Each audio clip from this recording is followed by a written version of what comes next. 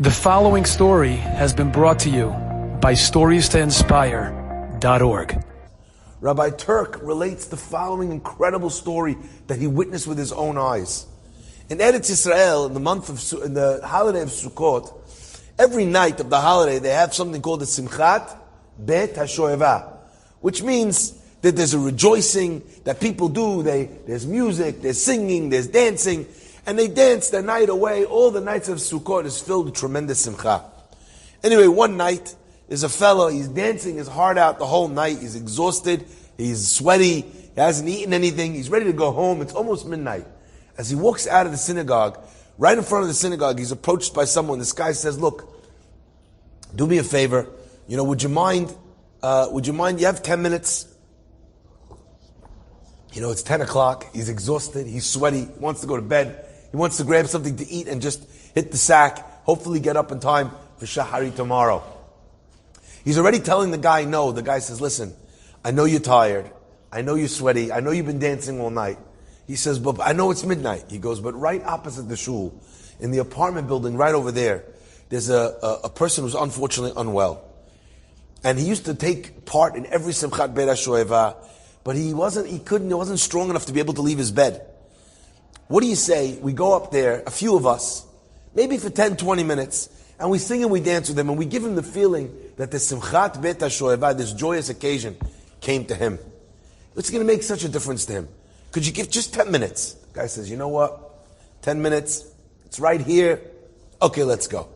He goes up there, he walks in, there's already a few people standing there in this man's home. It's almost midnight. The family is so happy, they can't believe it. They start dancing in front of the guy. V'samachta b'chagecha v'hayita ach sameach. Only be happy. That brings such joy to this invalid, to this person who's not well in his bed. And they don't come in and they say, "Good Yom Tov," Simches. They don't give him they really brought the joy, the happiness, whatever the joy, energy they had back in the shul, they brought it into this apartment. Anyway, the guy, from the beginning, he's just lying there on his bed. He's a little smile on his face, weakly kind of go. As they get more and more into it, the guy's getting more into it. Even there comes a moment when he pulls himself up with all of his strength. He gets up, and for maybe a minute, he's dancing with them before he has to lie down again. The family, the mother, the children of this guy, they see their father. It's the first time he's out of bed in God knows how long, with a smile on his face. They're all sitting there crying tears of joy watching this scene. Anyway, V'samachta b'chagecha goes on.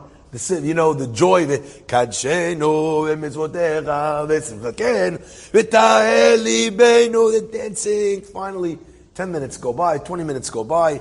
Hazaku Baruch, Chag Sameach. The guy, he leaves the apartment. He walks down the stairs.